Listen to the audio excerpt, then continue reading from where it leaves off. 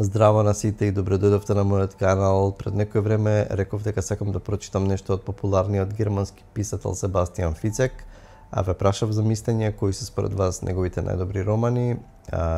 Патник 23 и Терапија беа најмногу пати спомнати. Одлучив да прочитам два романи за да имам малку подобра слика за него како писател и не зажелив што одлучив да прочитам два романи, затоа што и Патник 23 и Терапија се различни романи.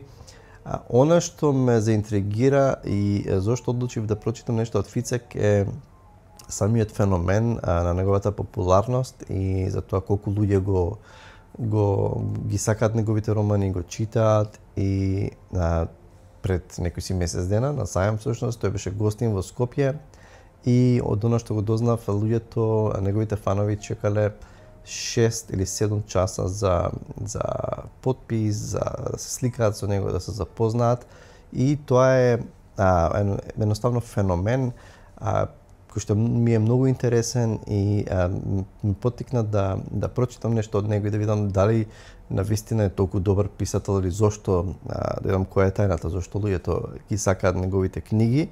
Значи, ова видео нема да биде рецензија на овие два романи, туку ќе биде накратко, директно, без да одолговлекувам, какво беше моето искуство со читање на Терапија.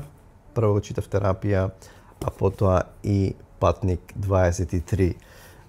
Значи, не сакав да му пристапам на Фицек жанровски, затоа што ја знаете онаа поделба меѓу жанровска литература, не знам, како научна фантастика, фантазија, трилер или не знам, крими романи или романси, каде што најчесто таа се споредува, се става наспроти она што го нарекуваме литерарна или книжевна фикција, која што е малку поопшта и која што најчесто се смета за посериозна литература, наспроти жанровската литература. Нема да навлагаме, имам цело видео снимено за тоа, нема да навлагам во тоа.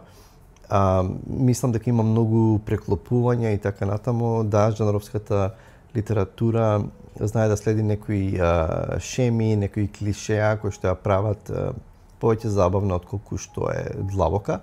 Меѓутоа на Фицек не му пристапив како на жанровска литература, туку баш онака ги исчитав романите како романи без никакви предубедувања дека тоа мора да е, не знам, психотрилер или не знам каков трилер и да е. Првиот роман Терапија е за еден психијатар чија што ќерка ќе исчезне и не може да најдат и после неколку години тој веќе престанува да работи како психијатар, е доста популарен. Ќе се сретне, ќе отиде на еден остров, ќе го посети една жена која што ќе му каже дека пишува книга, дека сака да разговара со него, тој одбива, вели дека не работи веќе, не прави психоанализа, ништо од тоа, но и таа ќе почне да му раскажува книгата што ја пишува и ќе види дека има елементи во книгата, речиси како да се раскажува за неговата ќерка. И од тука тргнува приказната, значи приказната има многу добра атмосфера, значи релативно мрачна атмосфера, напната, интересна атмосфера, значи на остров, невреме се спрема и така натаму. Значи тоа е Терапија, значи тоа е романот и после се развива, значи има твистови, има интересни моменти во романот. Другиот е Патник 23, роман во кој што се случува на крстарење и е базиран и Фицек има многу интересно при крајот ги вметнува благодарностите и од каде му е идејата и вели дека за жал многу од нештата сакал да бидат фикција, меѓутоа се базирани на вистински факти, дека одреден број на патници на крузери секоја година исчезнуваат и така натаму и тука има доста мистерија, има доста твистови, да речеме главниот лик кој што е инспектор, неговата ќерка, неговиот син всушност и неговата жена, едноставно се смета дека неговата жена го фрлила синот во морето и потоа и самата се самоубила, меѓутоа тој не е убеден во тоа и почнува приказната, ќе добие сигнал дека нешто се случува на еден брод, на истиот брод на кој што умираат неговата жена и неговиот син и ќе замине на бродот и тука тргнува приказната. Оваа приказна е поинаква, значи има тука повеќе твистови и така натаму. Значи, она што прво ми се допадна, што го забележав кај Фицек е што и двата романи се различни. Значи, не е ова copy-paste као, не знам, иста приказна, иста шема, ист протагонист и така натаму, туку двете приказни си беа различни. И она што морам да го кажам, прво нели добрите вести па лошите вести, она што ми се допадна кај Фицек е прво што се ова психотрилери и нема, не знам, крвишта, грозоморни убиства и сечење на делови. Стварно не ме интересираат такви приказни, значи не ми значат многу. Меѓутоа, тука има баш психотрилер, напнатост, неизвестност, суспенс и добра приказна. Значи, морам да признам дека и во двата романи, и Терапија, и Патник 23, имаат добра приказна која што добро ќе ве движи. Значи, мислам дека Фицек си го знае добро занаетот, добро ја раскажува приказната од почеток до крај, добро ја движи, флешбекови, значи не можам да најдам замерка во однос на тоа.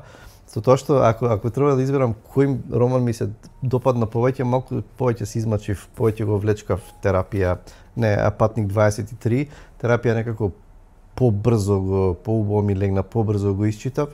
И мислам дека ако треба да бирам кој роман ми се допадна повеќе, мислам дека ќе го одберам Терапија. Зошто? Затоа што заради атмосферата.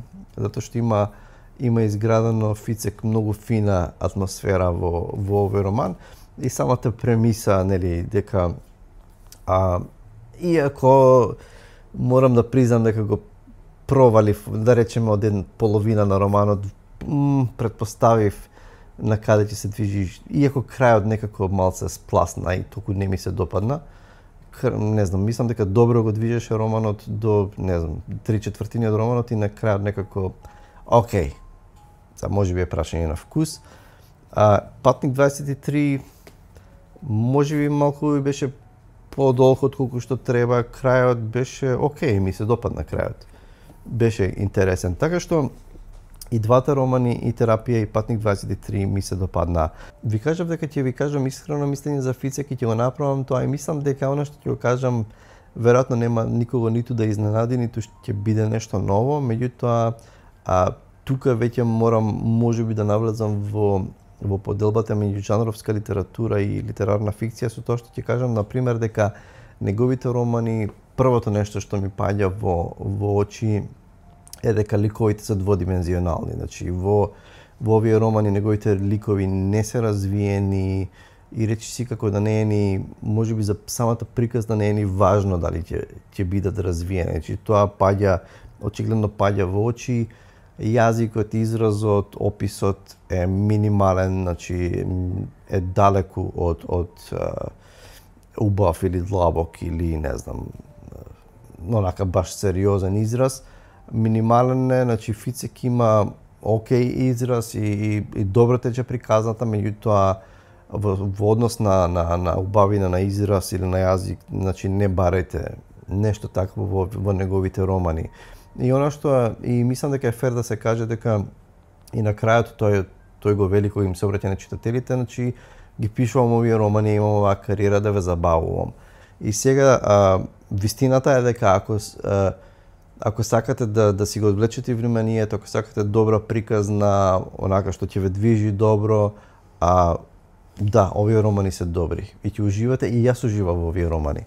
Меѓутоа, ако сакате литература која што ќе ве придвижи, која што ќе ве замисли, како што вели Кавка, и планирам да снимам цело видео за тоа, дека литературата треба да биде како секира за замрзнатото море во нас и така натаму, да не остави рамнодушни, да ги прошири нашите видици, да не вознемири некогаш, да не замисли за животот и така натаму.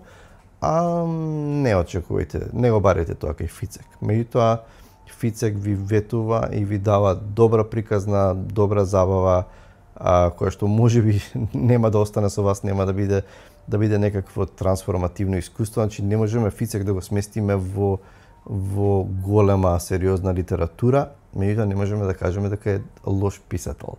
Затоа што не е лош писател и затоа што овие романи се се интересни, има добра приказна, забавни се за читање, па има мислам Фицек и смисла за хумор, така што не би сакал да навлегувам повеќе, веројатно не кажав ништо што можеби не го знаевте или ништо што не ви беше познато, меѓутоа ако имате предрасуди, ова ќе го кажам, ако имате предрасуди и сметате дека Фицек е некоја си лоша литература, некоја лошо напишани книги што не се читат, далеко е од тоа, затоа што јас уживав и не жалам што ги прочитав и Терапија и Патник 23.